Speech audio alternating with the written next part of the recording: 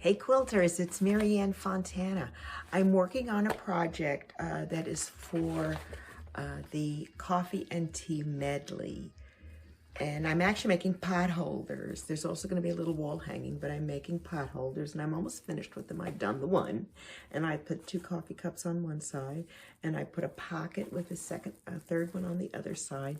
And I've done a binding treatment with a loop all in one step. And that is what I want to show you on how to, once you've put the basic pieces of your pot hole together, how you sew the binding on, and it's quick and easy. Okay, so don't look at my mess. I've been working on these pot holders and I've kind of left everything the way it is. I have taken, actually let me unpin these and I'll show you. You can just make a simple pot holder. Keep in mind, anytime you do it, if you're going to make a pot holder, you really need to use an insulated heat insulation material in the middle instead of a batting. Don't use cotton because the heat will go right through.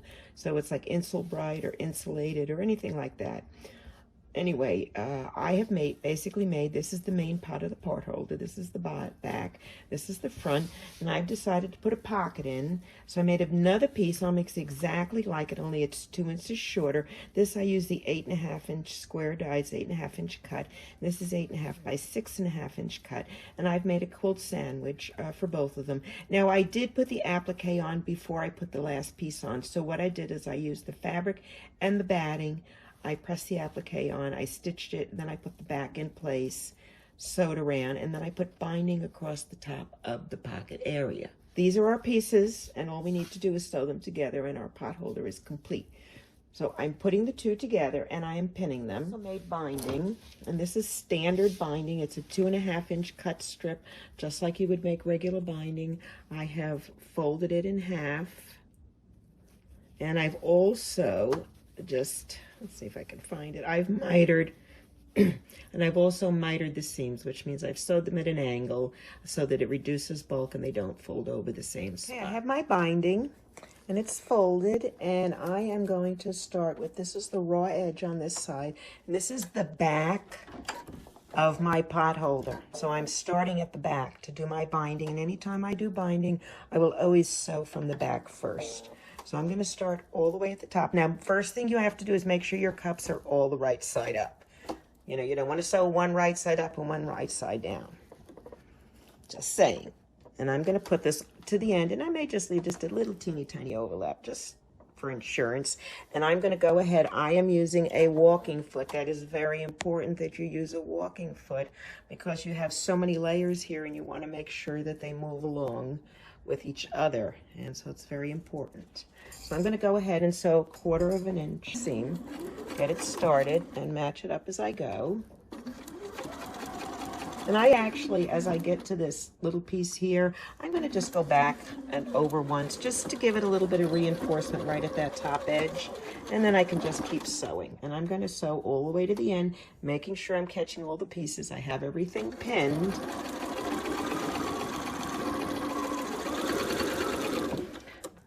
It if you need to.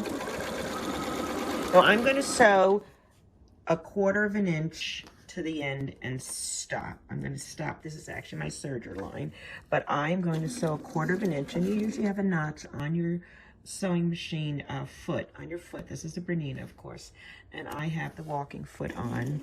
That's number 50, and I've got it right to the end. So then I'm going to back up 3 or 4 stitches, and I'm going to cut my thread. Okay, and now I'm going to turn the pot holder 90 degrees. Here's my pocket, right? I'm on the back, and I'm going to pull this up so it's at a right angle, and then I'm going to fold it down so it's a square, and you've got that piece underneath that's folded over. And I'm going to go start, and I'm going to put my foot down, and I am not going to start at the edge. Okay, I'm going to start about 1/2 inch from the edge, making sure I have a 1/4 inch seam, and I'm going to take a couple steps forward, stitches forward, then I'm going to go back, but I'm only going to go to that 1/4 inch where I sewed to here, so there's going to be a 1/4 inch not sewn, and then I'll go forward, and I'm going to go down this entire side. And you may need to lengthen your stitch. I have it at a 3 and it seems a little slow, so I'm going to go to about a 320 and see. Because don't forget, you're sewing through a lot of different layers, so the machine is actually taking closer stitches even though you have it set. And I'm going to go to this and I'm going to stop 1/4 of an inch from the end again. It's okay to go slow. When you get where you want, press your reverse button, take a couple stitches, and cut your thread. Going to turn, go to the 3rd side, fold it up again, fold it down again, put it under the foot. I have the knee lift. This is a Bernina 570 Quilters Edition. Just love it. And here it is. Take a few stitches, go back. All right, so you're leaving that 1/4 of an inch unsewn. And you're going to match it up. Now you're coming back. If you can see, here's the pocket again. So I really want to be extra careful. Make sure I catch everything here. And I'm going to go back over the pocket. Just quick, as easy as that. And I'm going to go to 1/4 of an inch to the end. Stop. Back up. Cut. And turn. This is my last turn before I get to the other side. So we're just going to be repetitive. We're doing them the same way. And when we turn them around, we're on the wrong side. Just to remind you, we're starting 1/4 of an inch. We're lining up our seam, going forward and back a little. Now, if you should accidentally sew it, when you go around later, you can cut it. Now, very important at this point, okay? Don't stitch this down. So we're going to take this, and we're going to just finger press it, and I'm going to sew just to here, and then I'm going to, you know, back stitch and cut it off, but we're not going to cut the strip.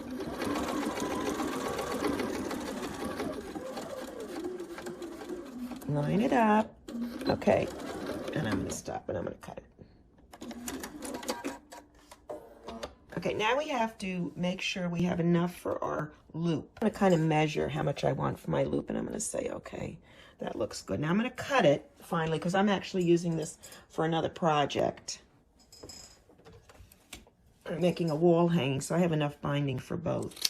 So let's just see how long I cut that at. I'm going to take this off for a minute because we've cut it. So I'm not going to do anything, I just want to measure. This is, I've left about 8 inches. Over much trial and error, I have found the easiest way to put the loop in is to sew the loop first. Now, you know when you do the binding, you're going to fold this, and then you're going to flip it. Let's just look for a minute, right? You're like this, and then you fold it over and you sew it down. Okay. But we have the tail. So what I'm going to do is I'm going to go to the ironing board, and I'm actually going to press the 1/4 inch seam down like that. Then I'm going to fold this over like that. So it's actually like binding without a quilt. And I'm going to press it all down, and then we're going to start sewing from here down. So I've pressed the piece of the binding here, and as you can see, it's got the 1/4 of an inch, which is kind of like the seam allowance on the other side. So it just like continues, like it's a continuous piece of binding on the one side. And then this is the side we're going to now that we're going to sew. And so then what I did is I folded this over. Now it's very important, this binding is where we started. Pin this so that when you sew here, you come across and you hide that raw edge. Okay, now we're going to start at this end, and we're going to go sew all the way here, and we're going to skip about 1.5 inches here, and then we're going to continue to do the entire pot holder, and then come back, put the loop in there and close it, and we're done. Easy peasy. So let's start here. And since I have the walking foot, this should be fairly easy. I just like to start a little further down. I never start at the very edge. So I'm just actually sewing binding without it being attached to a quilt at the moment. And I'm going to go down to about here. I'm going to leave a space. I'm going to back up just a few stitches, cut my thread. You don't have to cut it, you can skip over, but I just like to do that. Now I'm going to start here at the edge of the pot holder, and I've got this pin down, making sure your pin is not in the way. You can start sewing all the way around. So I'm just going to fold it as I go. Okay, now when I get to this part, many times there is an awful lot of bulk in that corner. So I have found through trial and error, it is much easier if I just cut some of it out. So if you look, I mean, I did serge this, so there's a lot of thread in here, and I've got this thing, and I've got this corner here. So I'm gonna go in first of all, and I'm gonna cut that corner off, just a little tiny piece. But when you're working with 1/4 inch seams, that's a big piece. And I'm actually gonna trim a little bit on each side. Because don't forget, you've got that fabric where I folded it up and back. That's in there too. So I just do a little tiny, and it doesn't matter if your little threads get cut there as long as you don't cut the seam. I'll just pull it away. And now what I'm going to do is I'm going to go a little further down. And when I get about 2-3 inches away, actually I think I want to cut this a little more. So it just looks bulky to me. It looks like it's sticking out. I'm going to come down and I'm going to pull this side up. So I'm going to, and the reason I do that is if you do this side first and you do this one, when the needle comes, it pushes this away on you. And it's harder to get a perfect seam. So I'm going to hide all my threads under there as best I can. And I'm going to go to the end, and then I'm going to just fold this over. And 9 times out of 10, you may not even have to do anything. I have to make a little manipulation. But look, I want to show you. That's pretty good, right? Right there, see? That's my fold. And on the other side, I have a pretty good fold too. See, it's right there. So I'm happy.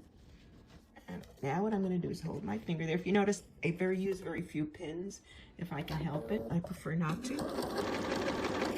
And I'm going to sew right to that fold. Stop. Back up. 2 or 3 stitches. Go forward 2 or 3 stitches. Leave my needle down. And turn the whole piece. And now I'm going to do the next side. So here we go. I guess I can back up a little.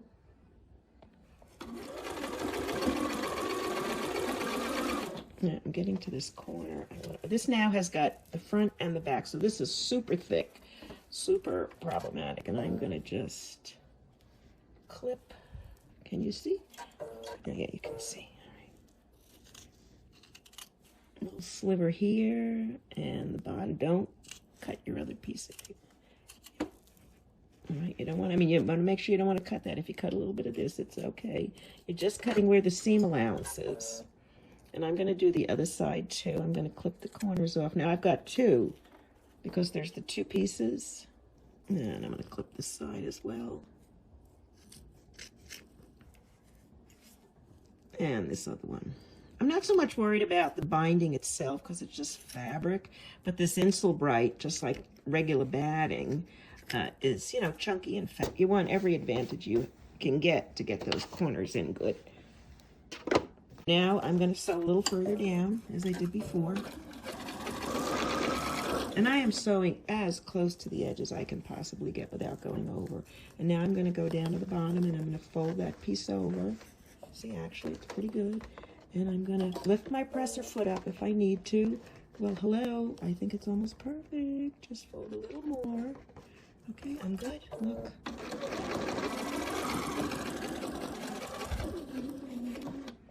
To the end. And I'm going to back up.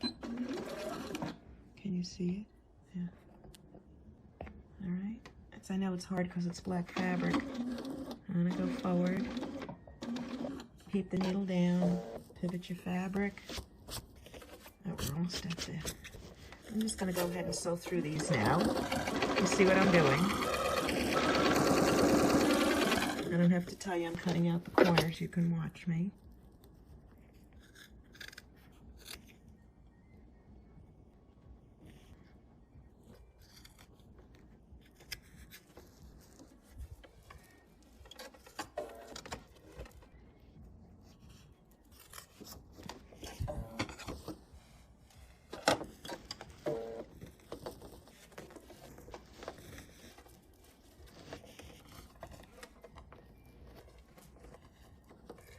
When I nailed.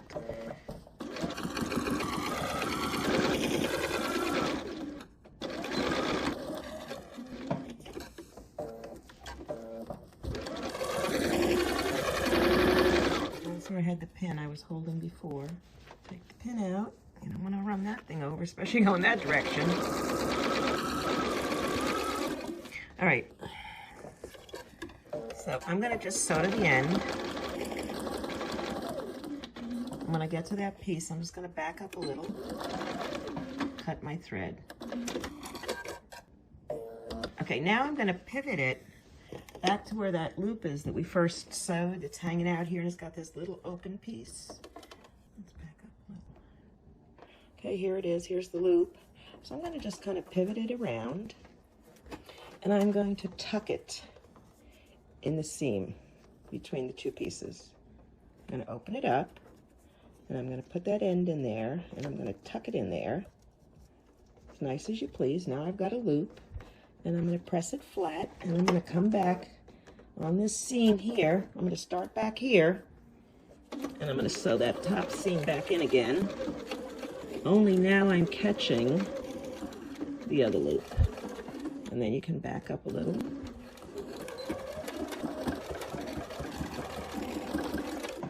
And you're done.